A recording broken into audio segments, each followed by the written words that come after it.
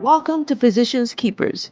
Each episode features honest conversations with physicians, sharing moments that shaped them, challenged them, or taught them something worth passing on. These stories come from every corner of a physician's life: the clinic, OR, family, finances, mental health, leadership, and personal growth. If a story can help another doctor feel seen or strengthened, it belongs here. It's about honesty, courage, and community true storytelling. If you are looking for connection or a reminder that you are not alone in navigating this profession, you are in the right place.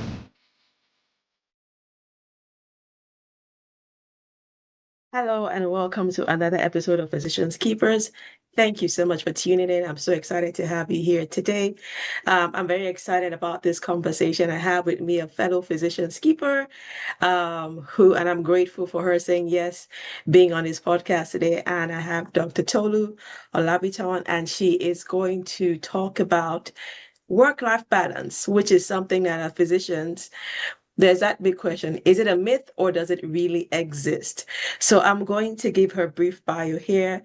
Dr. Tolu Olabintan, Dr. O, as she's fondly called by her patients, is a life enthusiast, a Christian mom, and a wife who enjoys a good cuisine and can't get enough of the colors teal and orange. She's also a board certified primary care, lifestyle, and obesity medicine physician and a fellow of the American Academy of Family Physicians, and has been serving in the medical field for over 14 years. She's also the co-founder of Living Spring Family Medical Center, a clinic in Mansfield, Texas, where she helps people young and old live long and well because she believes the quality of life is just as important as the quantity of life. Living Springs was coined from the Bible, describing God as a living spring and the ultimate source of true healing. In the place of service, Dr. Olabito serves as a conduit of such healing in an atmosphere of compassion, sincere care, and with her sound medical knowledge. She's passionate about helping people to feel and be so that they can fulfill their God-given purpose. So thank you, Dr. Tolu, for being here today. I'm excited to hear what you have to say. Thank you for having me here, Dr. Ali. And I'm a big fan. Thank you for what you do and for being a voice and advocate for physicians everywhere. Thank you so much. So, we are going to talk about work-life balance because it seems like you have successfully been able to navigate that. Now, correct me if I'm wrong, but you have built a very successful private practice in Texas, and you are a leader of close to 31 employees. Did I get that figure about Ye- right? Yes, ma'am. Oh, wow. Okay. So, is it a myth or is work-life balance a skill? Can it be achieved? I would say yes, it can be achieved. It's a dynamic system, so it's still constantly worked on. It's not like, oh, today is the day I have work-life balance. It's something you keep working over and over and over again. You don't, it's not a set system. I don't know, for lack of a better word, it's not something that you arrive at. It's something you continue to arrive at. That's the best way to describe it. So, work balance, yes, it's possible, it's attainable, but work balance is something you keep working at every day because at any point it can shift once the systems that help keep the work-life balance start to shift. Okay, so it's something that has to be worked at daily. Same thing with mindset work, same thing with leadership. Like there's always something to do every day. So I don't want to say like, oh, I have arrived. I haven't arrived. I keep working at it. Okay. So, like I said, you built a very successful practice in Mansfield, and you're expanding. It even looks like. I Yes, think I ma'am. caught a glimpse of an ad you put on Facebook where you say you're hiring more workers. Yes, ma'am. How did you build that successful practice without sacrificing your family? All right. And it was a journey, I'll be honest with you. I was also the physician who would get to work first, leave last. I was a physician who would take notes home and when everyone's asleep would do 4 hours of notes because my I's had to be dotted, my T's had to be crossed, it had to be paragraphed, it had to be structured, my notes had to represent me.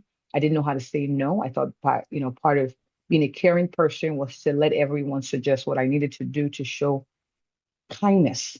but there have been multiple shifts and it's happened in stages. So if I were to give like in bullet point form, I'll say number one is knowing what's important to me. When you don't have an idea of what's really important to you, then people will suggest what's supposed to be important to you. Of course, as a physician, it's important to take care of your patients. So yes, that's a priority. My family is important. My husband, my kids, my time with God, like it's a non-negotiable. I need that to be the person I am, right?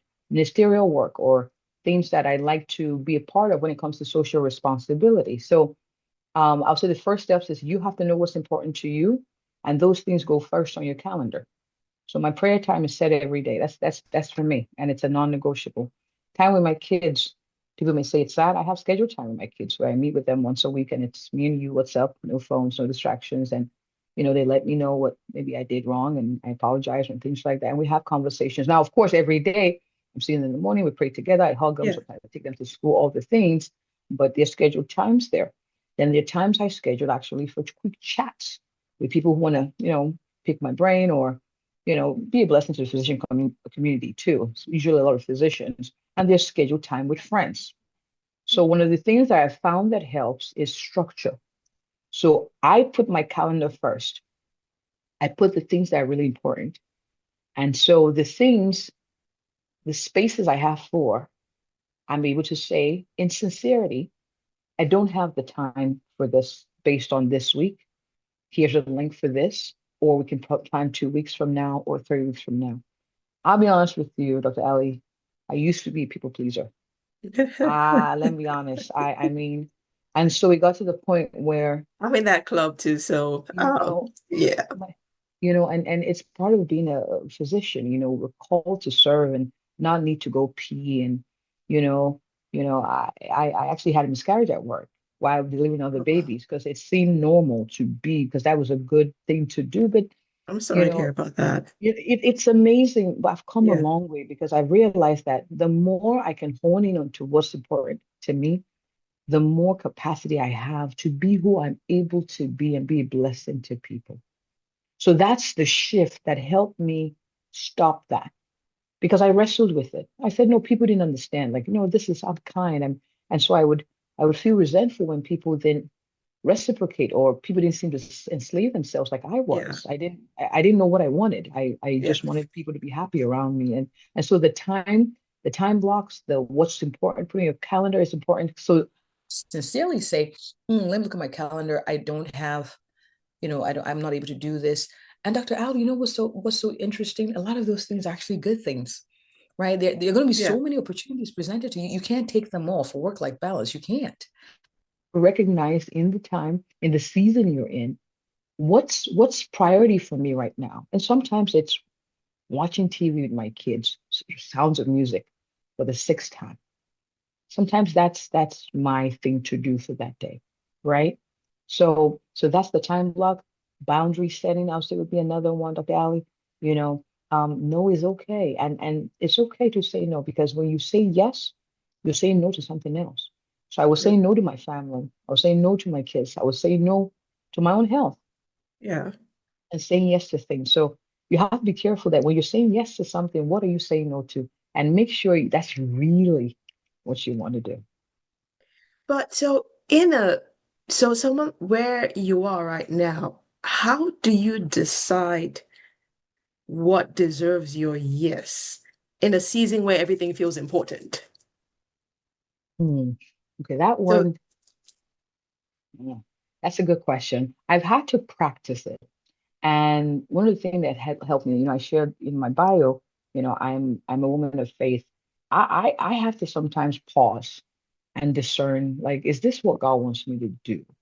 Or am I doing it because of what I'm afraid what people would say about me if I said no? yeah. So that helps.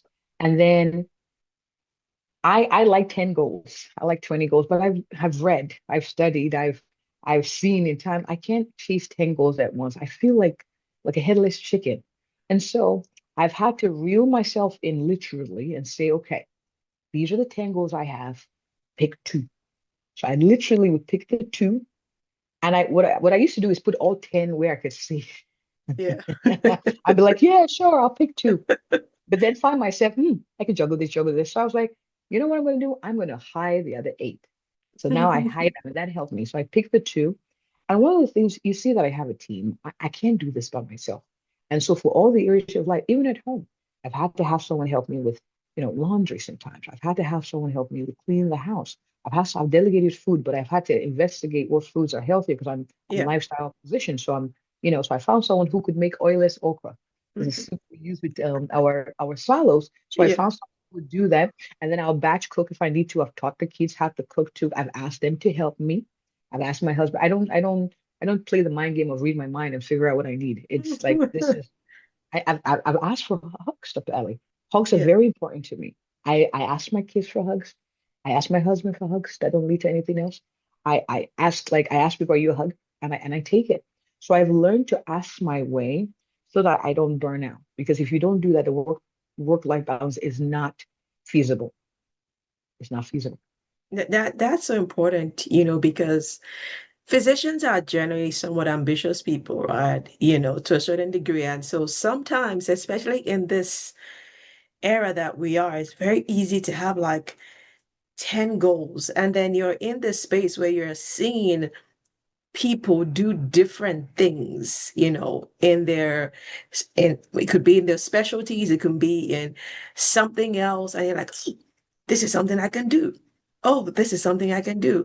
Oh, I think I'll be good at that." So having, I guess, like I said, your goals written down and prioritizing, and as a person of faith, also asking God, okay, I know these all sound good. These all sound amazing, but which of this would be beneficial for me? And that's one thing I struggle with too. I have shiny object syndrome, and I'm trying to reel myself in. It's like, ooh, I see that.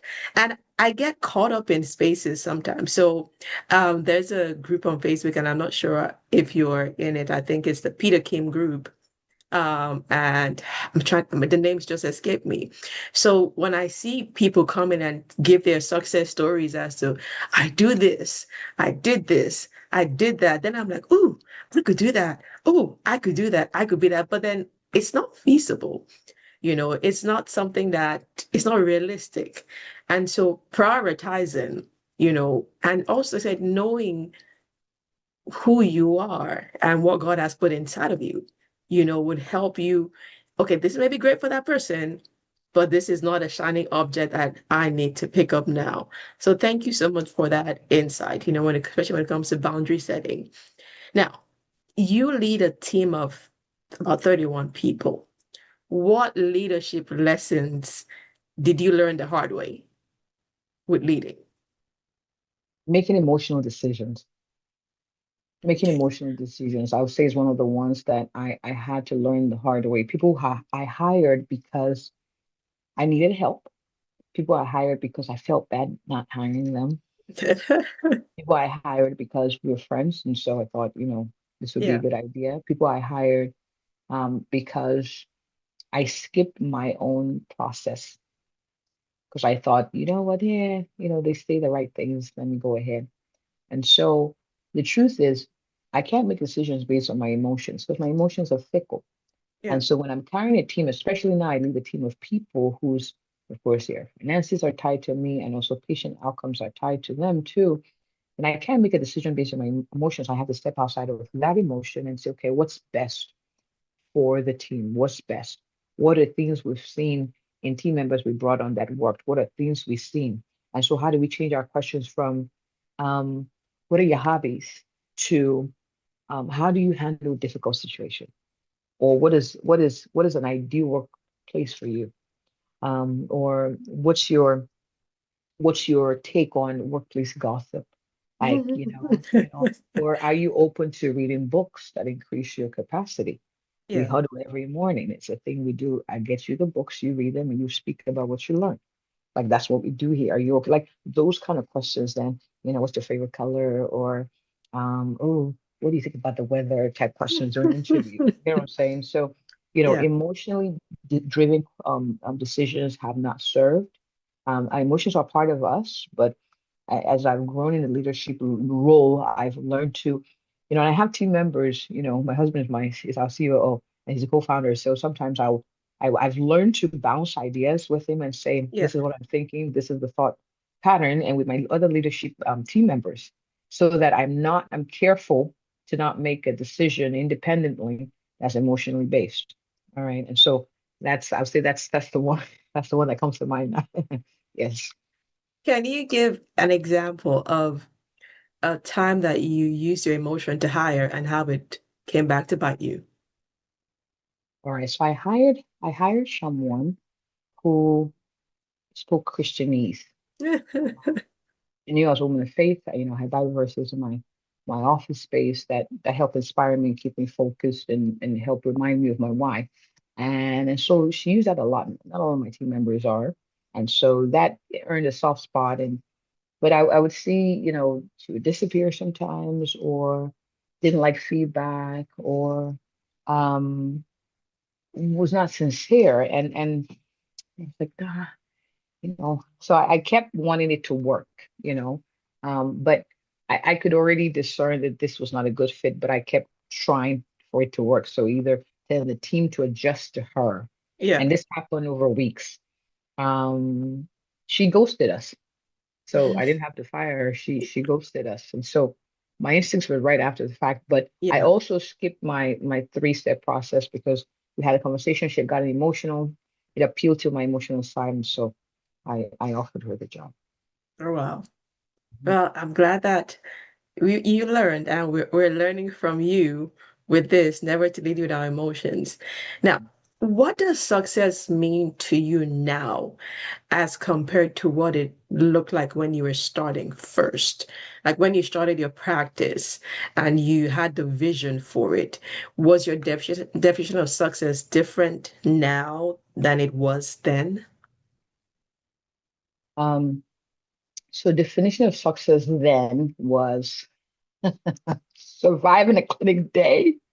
Oh my gosh, we're surviving a clinic day and making it home, still, whew, just getting through the day, I think, is then um and making people happy, making people feel better, making people feel better because they had come to our clinic. That was success. Now is a trifecta win. Let's try a quadrifecta, whatever that word is, a four-pronged win. Yeah. So win for my clients. So they are encouraged in their health journey, spirit, soul, and body to make better decisions. Win for clients. Win for team. They feel better. They feel appreciated every day they're at work, and they know they're part of something big that would outlive them. Win for the business. And so we're also making sound financial decisions and asking people to pay for services that they got, right? And then win for me also, where I still get to, enjoy work. I have team members that help me with aspects of the work that I don't like to do so I can focus on patient care and I can still go home and not have to take work home with me and spend quality time with my family. So that's the four-pronged win. Win for team, win for business, win for me, win for my patients.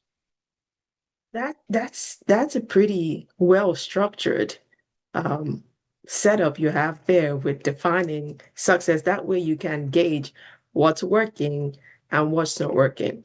At what point in time were you able to leave the work? Like, how did you get to that point where you left work at work and then came home and were able to focus?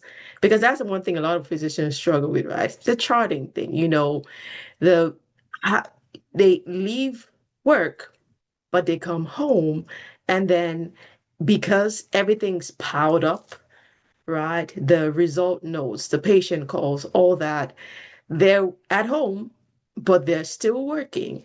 And then you have their spouses and their kids coming to them. I'm like, you're supposed to be home with us, but it's like you're still at work, even when you're home. Like, how were you able to make that transition? Because it didn't I'll sound tell you, like you were able to do that initially. oh no, no, no. I will tell you this. It's of course it's been a series or it's been a process. I'm thankful for the group. I'm in a business school as well. I'm in a group of doctors who have also address some of these issues. So sometimes I didn't have to reinvent the wheel. But I'll share what did it for me. You know, my husband and my kids, we have conversations and they're like, I didn't like coming home and they saying they had to be quiet because I was dictating or I was still doing things so they couldn't be themselves. And Yeah. I didn't want to be a principality in my own home. So that was wrong. And I didn't enjoy it. I was like, I can't do this for the rest of my life. So I reverse engineered. What can I do so that I could see the patients, send the medications on time, and not take any work home? And so this is where, so I'm thinking, how can I not, I can't, like, this is not sustainable. I'm done. Because I could have chosen, like, I'm not doing this anymore, shut down the practice, but it's like, Yeah. how can I eat my cake and have it too? So it became, I'm going to get a scribe. Well, I have a scribe that was first in person, then I had a virtual one. And like, I still have to move the notes in and I have to still check what they're doing.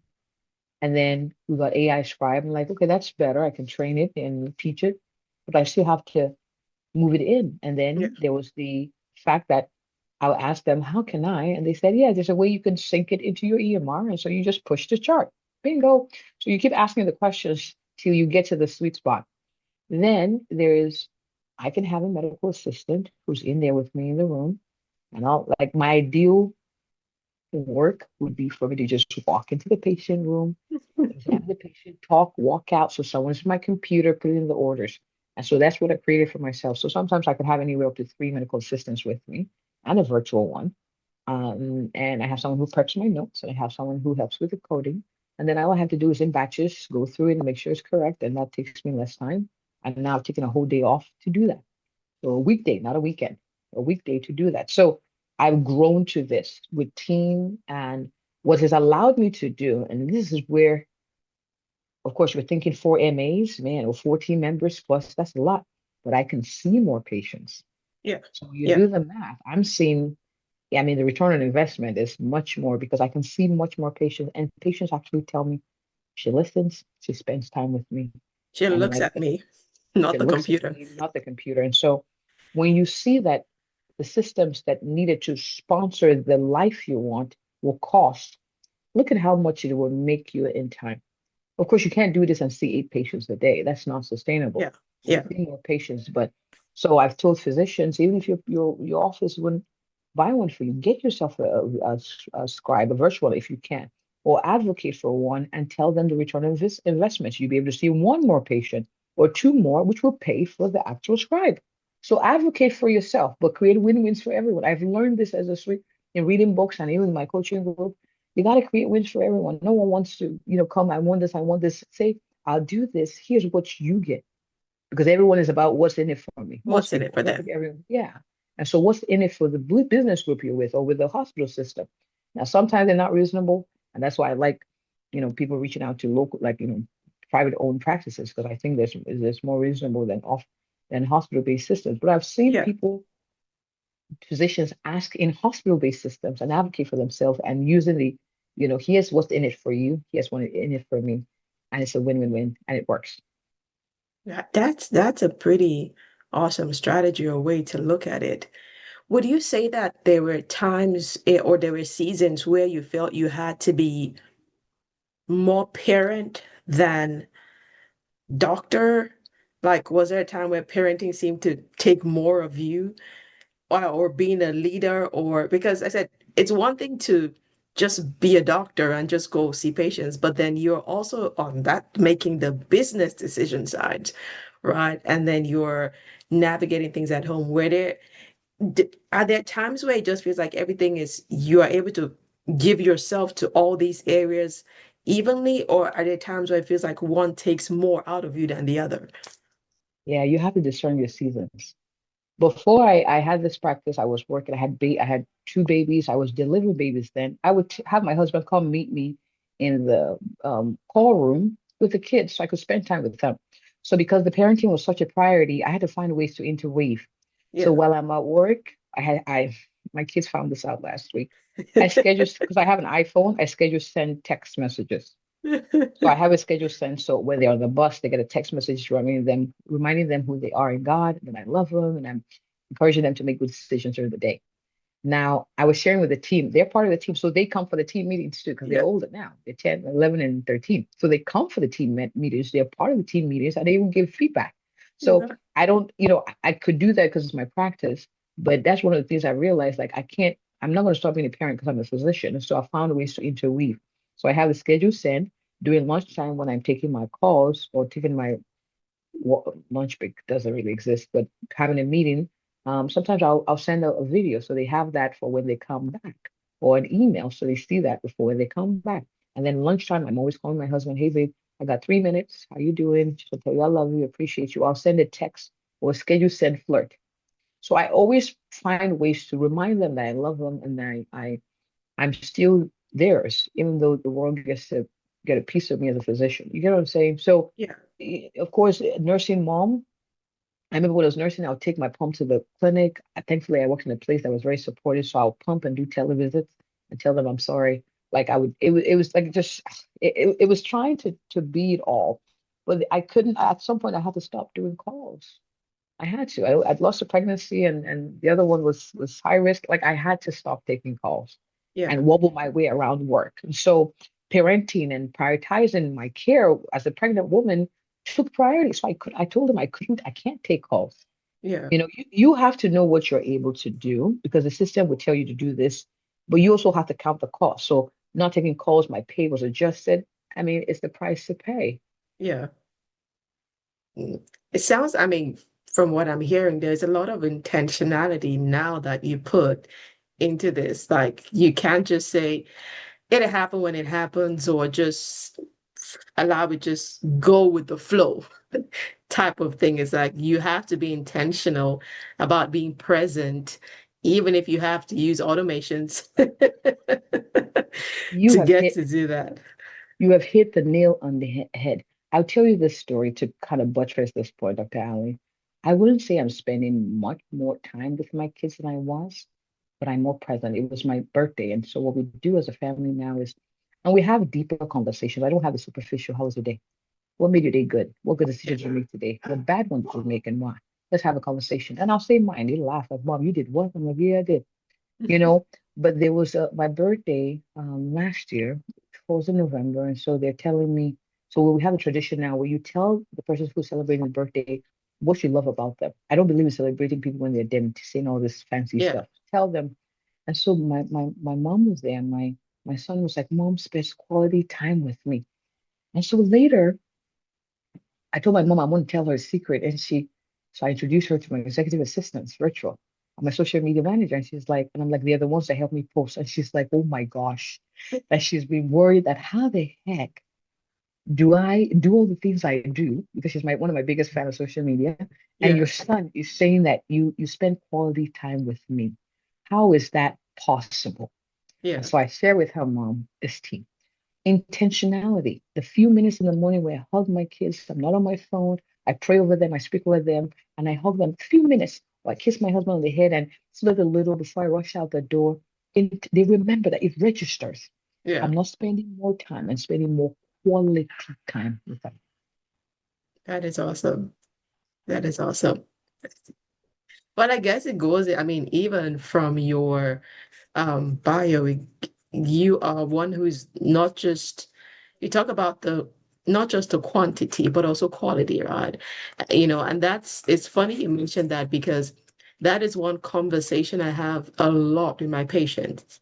I'm like, it's one thing if you're alive and you're 50, right? You get to 50, but then you get to 50 and you did not take care of your high blood pressure, and now you're on dialysis and you're restricted where you have to be somewhere 3 days a week.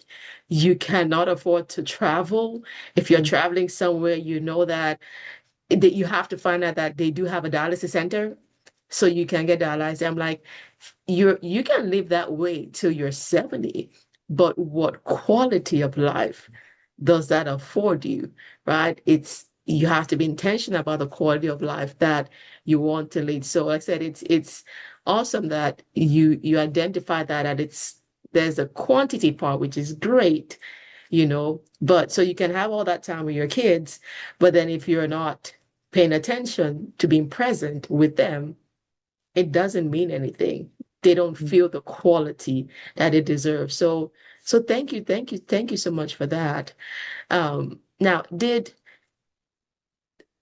anything in terms of growing a practice, because you're expanding, right? At what, where did your mind get to in the sense of, I think I can do this and it's not, I can give. What kind of mindset does a physician have to have, if I want to put it this way, to say, I can practice medicine the way I want to practice and still be who I want to be, still enjoy life? Like, what kind of mindset shift did you have to have? Because a lot of people, when they think about, I want to start a practice, the first thing they think is, ooh, that's going to take all of me. And I'm going to have to sacrifice my family and my friends, my vacations. Like, all that's not going to be possible for me to do. Because I've heard friends say that, even just the thought of private practice scares them because they think it's just some all-consuming hole that's just going to suck them in and not give them life or anything else. But you're you're proof that that's not it. It can be done differently. What sort of mindset shift do they have to believe that this is possible? I'll be honest with you. I shared earlier that I'm a woman of faith. It takes faith and works. So there's the work of it. I'm not going to lie, but it takes faith. And, you know, I this was not what I thought I would do if you asked me 15 years ago. I traveled, I did mission work. I'm doing that now too, by the way.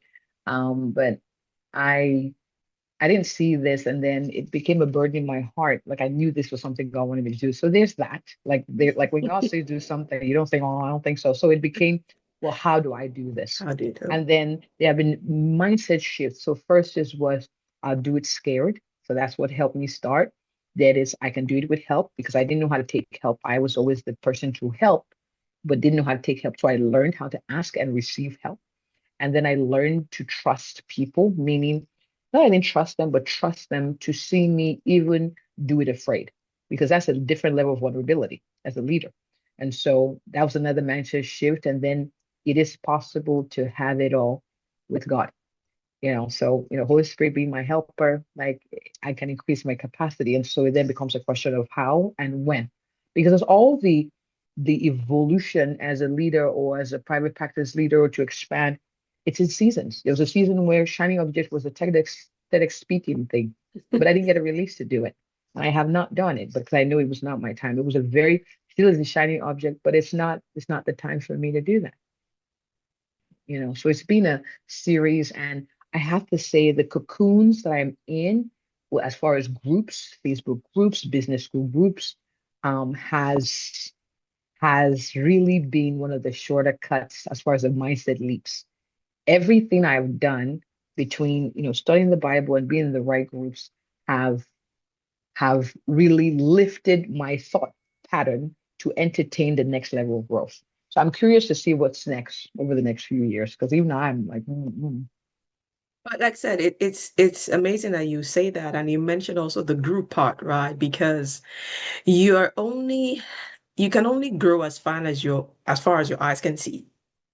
And we're in the same prayer group, and so there's this saying that always comes, walk with the wise and you be wise, yes, right? And so when you surround yourself with groups of people who are doing things that otherwise you would have thought was impossible, yep, and then you realize that, well, if they can do it, especially from a faith standpoint, if God gave them the grace to do it, then He can also give me the grace. Like I can accomplish it. So I guess I would say for physicians who are trying to struggle or thinking, is this the right, move for them? It's like if someone else, if Dr. Tolu can do it and you can see her being an example, in this, that means that if it's something that God is leading me to do, because there's the faith part of it, you're not just going by yourself. You're like, okay, this is a call, this is something in my heart to do, then I can go ahead and do this. So thank you for that. Now, at this point of your journey, was there ever a time that you ever got burned out? Like, was there a burnout period? oh yeah, are you kidding me? When I first started, oh my God, I was like, I remember coming home and like, Lord, I can't do this. I can't do this. And if I had team members leave or patiently, a review, and I did like, oh my goodness, the burnout when I first started. I was the office manager, I was front desk, I was the inbox manager, I was social media manager, I was review man, I was all the things. Oh my goodness, yes, I was burnt out. And sometimes when I don't stick to my systems, I see the tendency and I'm like, Yeah. okay, let's reset. So I have to catch myself when I'm going too far, when I'm not, sitting in a rest. I'm not prioritizing my health, when I'm not hydrating, when I'm not eating the foods I'm supposed to be eating because I'm looking for a quick dopamine hit. Uh, you know, then I know, okay, there's a reset. So planning retreats, personal retreats, sometimes also, you know, reminding myself what my priorities are and asking myself, is that what I truly want, or is it because someone else is doing it that's what I want? So those questions, conversations around burnout prevention continue, and it's also being able to see the progress I'm making, because sometimes there's a mental burnout because there's a pressure to have all these things or be all these things or accomplish all the things. And from a mental standpoint, but your body doesn't have the capacity to handle it, and that's okay. Sometimes the best thing you could do is take a nap, like a powerful nap, sleep well, take a walk, and then start again. And that was another thing that I was about to even jump into. My next question was that how do you know when it's time to rest versus when it's time to push through? Because sometimes we can try to convince ourselves that maybe I just need to push through this. Like maybe if I just give this some more effort, like when do we know that it's that time to like rest and say, okay, even though the world's on fire, I can't help it if I'm the way that I am. Like I have to protect my own mental space. Like when do we know that time? The body is very good at kind of screaming. It's just sometimes we're not very good at listening. But sometimes we have to adjust realistically what our expectations are. There's never a time you have nothing to do. Stop chasing it. There's never like, ooh, no, nothing. Ooh. There's always something to do. You always have to remind yourself what are your priorities for the day. And it's a book, Eat That Frog by Brian Tracy, that's helped a lot because there are always many competing. Look, I had to teach my team members that's not an emergency. Telling me that a patient is dead to stop me midway going to see a patient is not an emergency. I want you to give me, so I had to teach the team member, give context. That is not an emergency. I didn't need to know that as I'm about to see a patient. The patient's already dead. Yeah, Now I could pray for a miracle to bring them back, but highly unlikely in the physical like no, no. So yeah, telling me it's not an emergency. Sometimes our emergencies are not true emergencies. You build the note, you haven't finished the note, but you're gonna get paid. Especially as private, you're okay. You can batch. Your notes don't have to be like it's not like we have to really understand, define what true emergencies are. Because sometimes I think we do that to ourselves. So it's taking, okay, what is a non-negotiable? And also, how can I get a win in this too? So for example, you got to take care of the kids. It's an emergency, you got to cook, you got to do the things. Well, maybe for nighttime, why don't you lay on the bed and let the kid read to you? You're still spending quality time, they feel you're present, but you don't yeah. have to do the reading. Like think like, how can I still get some rest Yeah, while doing the emergency? yeah, So my patient experiences are not work. Like it's come, how you doing? What's like I laugh too because I gotta get something too, because it yeah, helps me to be a better person. So I think that the thing is, one, defining what true emergencies are. Number two, see creative ways where you can get some rest even through the stress. You gotta find something. Like I walk people to the front. Like, okay, let me walk you to the front. They're like, why do you walk me? I say, I'm getting my steps in. I'm getting my steps in. So at the end of the day, I'm not going to no gym. No, thank you. I already took my steps.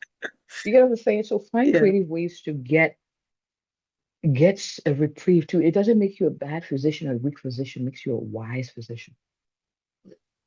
Yeah. That's amazing. That's amazing. So one last question before I we wrap this up. What will you tell a physician who feels successful on paper but empty on the inside? Ooh, that's a deep question. And as a woman of faith, I'll say this: there's a void that's God sized that only He can fill. So that's a whole different conversation because the things you hit it and then you're like, oh, what's next? Yeah, But it's really important for you to get in touch with what you really want. And that may sound like a vague question, but what do you want? What Yeah. is of value to you? What is important to you? What do you want? And sometimes it could take days, months, maybe years to discover that, but discover it. Because that's a very powerful driving force Yeah. to measuring success. For me, success is doing all that I know God gave me the grace and the strength to do on this side of eternity. That's success. And it could be with little, it could be with much. And it sounds very simple, but I mean, you get the money, you get the things, doesn't hit the spot quite. Yeah. Yeah. And that's true, right? It doesn't hit the spot. Yeah, because I mean, you've seen instances where you think someone's successful on the outside, and then you hear the contrary, and to you it's like, why? They seem to have, everything going, everything thriving. I'm currently in the middle of a book, and if I mean I follow you on Facebook, so at some point in time I did spy that you said it as a book that you've read, or you suggested it. It said start with why. And so I guess it boils down to why. Why do you do what you do? Why do you get up in the morning? What motivates you? Because if everything else is met, but that why isn't, you don't know your why, then that void would be inevitable. You know, the what and the how would be going on, but then if the why is not there, it's like you're just moving whatever direction that Hmm. leads you to. So thank you so much. So we're so grateful for all the wisdom and insight. So if someone wants to find you, someone I know you also do run a podcast too, which that's another layer of your multifaceted uh, adventures, so to say. You also run a podcast. If someone wants to reach out to you to just kind of, talk or just kind of see your journey or your progress and just be inspired, how can they reach out to you? So there are many platforms. I do have a newsletter that you can get at www.livingspringmedicals.com. There's a newsletter link up top you could click and sign up, and you get emails from me. I need to respond, and I do see those emails. And then I also am on Instagram, dr_Olabintan MD. Also on YouTube, same, dr_Olabintan MD. Podcast is Live Long and Well with Dr. O. I'm also on Facebook, Dr. Tolu Olabintan. If you Google me, you'll find all the places. And there is also an email link on the website, and those emails do get to me. Awesome. So I will put all those in the show notes. But so grateful for your wisdom today. So grateful for you being an example, as a woman of faith to say what's possible, not just from a faith aspect, but also extending that to the family, to work life, to being a leader, to being an example, to having a business that's thriving and expanding. So thank you so much for being an awesome physician's keeper today. I'm sure anyone who's listened to this episode would have gained so much value and wisdom from your words.